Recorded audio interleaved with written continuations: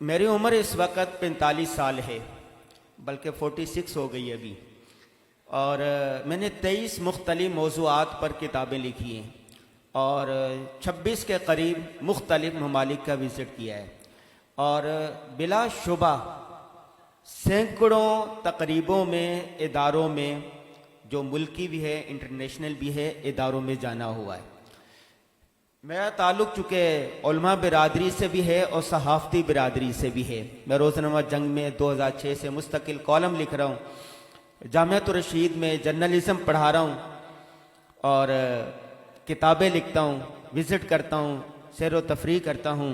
یہ سیر و تفریح کا مقصد یہ ہوتا ہے کہ جو صحافی ہوتا ہے اس کو معاشرے کا نباز اور حالات کی آنکھ بھی کہا جاتا ہے۔ ہم دیکھتے، کہیں بھی جاتے ہیں اس کو آبزرو کرتے ہیں، کس ادارے میں کیا پڑھایا جا رہا ہے، اس کی ورتھ کیا ہے، اس کی گروتھ کیا ہے، بچوں کو کیا دے رہے ہیں، اس کا نظریہ کیا ہے، اس کا ویژن، فکر، سوچ کیا ہے۔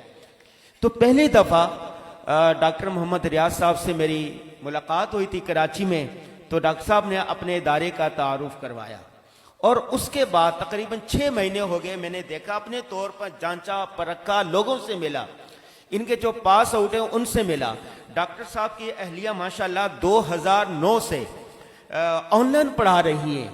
آپ کو پتا ہے کہ پاکستان میں آن لائن کا رجحان ہوا ہے جب کرونا آیا ہو 2019 یا اسی طرح 20 سے، لیکن ڈاکٹر صاحب کی اہلیہ 2009 سے آن لائن پڑھا رہی ہیں۔ کیا پڑھا رہی ہیں؟ درس نظامی پڑھا رہی ہیں، دراسات دینیہ پڑھا رہی ہیں، تجوید کے کورس کروا رہی ہیں، انگلش پڑھا رہی ہیں، عربی پڑھا رہی ہیں۔ اس طرح مراجع القرآن کے نام سے جو بچیاں حافظ ہیں ان کو گھر بیٹھے قرآن حفظ کروا رہی ہیں۔ بچوں کا تو جیسے کیسے قرآن یاد ہو جاتا ہے، رمضان آتا ہے بچے شعبان میں تیاری کرنا شروع کر، لیکن بچیاں جو حافظہ ہوتی ہیں ان کی شادی ہو چکی ہوتی، ان کو وقت ہی نہیں ملتا۔ تو ڈاکٹر صاحب کی اہلیہ گھر میں بیٹھ کر بچیوں کو جو ان کی شادیاں ہو چکی ہوتی ہیں، بڑی ہو چکی ہوتی ہیں، قرآن پاک یاد کرواتی ہیں، پختہ کرواتی ہیں۔ اس وقت 200 بچیاں قرآن پختہ کر رہی ہیں۔ اس کے علاوہ اس ادارے میں اسلامک روٹس میں یہاں پر حفظ کے ساتھ ساتھ بچوں کو عربی سکھائی جا رہی ہے، انگلش سکھائی جا رہی ہے، اور اس کے علاوہ جو غیر نصابی سرگرمیاں جس میں بچوں کی صحت کا خیال رکھا جاتا ہے، یہ میں صرف وہ کہتے ہیں کہ لیس الخبر کالمعاینہ کالمشاہدہ، سنی سنائی باتیں مشاہدے کے برابر نہیں ہو سکتی۔ تو میں صبح سے ڈاکٹر صاحب کے ادارے میں تھا، ڈاکٹر صاحب خود بھی نہیں تھے وہاں پر، اور ان بچوں کو پتا بھی نہیں تھا کہ میں ڈاکٹر صاحب کے ادارے میں آ چکا ہوں۔ تو میں نے بچوں کو خود دیکھا، ان کی ایکٹیویٹی دیکھی، کس طرح یہ بچے ایک دوسرے کا خیال رکھتے ہیں۔ نماز کا وقت ہوا، بچے از خود آگے صف کے اندر کھڑے ہو گئے، اور بچوں کو یہ کہنے کی ضرورت نہیں پڑی کہ صف سیدھی کر لے۔ بچے از خود یہ پگڑیاں باندھ رہے تھے، بچے خود اپنے کپڑے استری کر رہے ہیں، بچے خود کھیل رہے ہیں، کھانے کا وقت ہوا بچے خود دسترخوان پر بیٹھے ہوئے ہیں۔ اس کو کہتے ہیں کہ تعلیم سے زیادہ تربیہ ماڈل۔ آج اداروں میں تعلیم ہو رہی ہے لیکن تربیت نہیں ہو رہی۔ مفتی اعظم پاکستان مفتی رفیع عثمانی صاحب اللہ ان کی مغفرت فرمائے، آخری سال تھا ان کا، بیمار تھے بہت زیادہ۔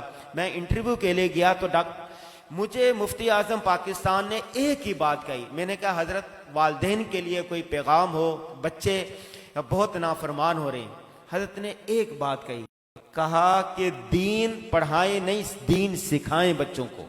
آج تعلیم گاہوں میں، درس گاہوں میں، مدارس میں دین پڑھایا جا رہا ہے، سکھایا نہیں جا رہا عملی طور پر۔ تو اس ادارے میں اور بھی چند ادارے ہیں جہاں پر دین باقاعدہ سکھایا جاتا ہے عملی طور پر، اور یہ تو اس وقت کام ہو رہا ہے۔ مستقبل کے منصوبے کیا ہے؟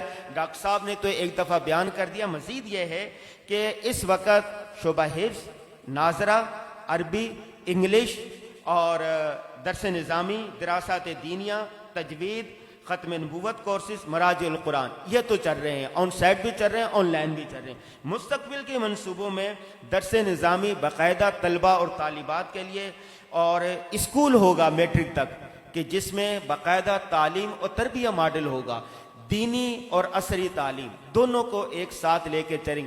تعلیم اور تربیت، یعلمہم الکتاب والحکمہ، نبی صلی اللہ علیہ وسلم کو حکم دیا گیا وہ تعلیم بھی کرتے ہیں اور ساتھ حکمت کی باتیں بھی سکھاتے ہیں، تربیت بھی سکھاتے ہیں، بتاتے بھی ہیں۔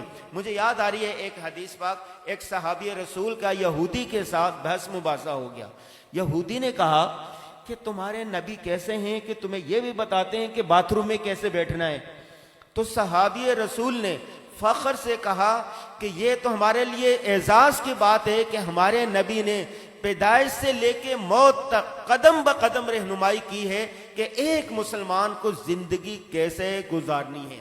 میرا چھوٹا بچہ تھا تو وہ واش روم گیا تو میں دیکھ رہا تھا، میں نے ان کو کہا کہ بچے سنت کے مطابق واش روم جائیں، دعا پڑھیں، کون سا قدم پہلے رکھنا، نکلیں گے کون سے۔ بچے نے کہا کہ ابا آپ نے مجھے کبھی بتایا ہے کہ واش روم میں کس طرح جانا ہے؟ جب ان کو کہا کہ آپ سنت کے مطابق سوئیں تو انہوں نے کہا آپ نے کبھی ہمیں یہ بتایا ہے کہ سنت کے مطابق کیسے سونا ہے؟ جب ہم دو بھائیوں کی آپس میں لڑائی ہو گئی، جھگڑا ہو جاتا ہے بہن بھائیوں کا، تو جھگڑا ہو جائے تو بہن بھائیوں میں صلح کس طرح کرنی ہے کبھی ہم نے بتایا ہے آپ کو؟ بتایا اپنے بچوں کو؟ نہیں بتایا۔ تو بچوں کو ساری چیزیں بتانی چاہیے۔ اصل تو یہ ہے کہ والدین خود کریں، خود بتائیں، خود ان کو معلوم نہیں ہے فَاسْأَلُوا أَهْلَ الذِّكْرِ إِن كُنتُمْ لَا تَعْلَمُونَ، اہل علم سے پوچھ لیں، جن کو پتہ ہے ان کو بچ لیں۔ بلکہ والدین کو جتنے لوگ بیٹھے ہیں ان کو بھی چاہیے کہ شارٹ کورسز کریں۔ رمضان آ رہا ہے، رمضان کیسے گزارنا ہے اس کا کورس کریں، زکوٰۃ کیسے دینی ہے اس کا کورس کریں۔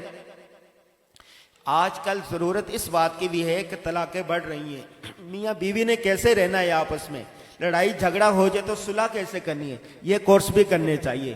بہرحال ڈاکٹر صاحب کا جو ایک ویژن ہے، ایک فکر ہے، ایک سوچ ہے، اس کو خراج تحسین پیش کرتے ہیں، اور اس کے ساتھ دامے درمے قدمے سخن تعاون کرنا چاہیے۔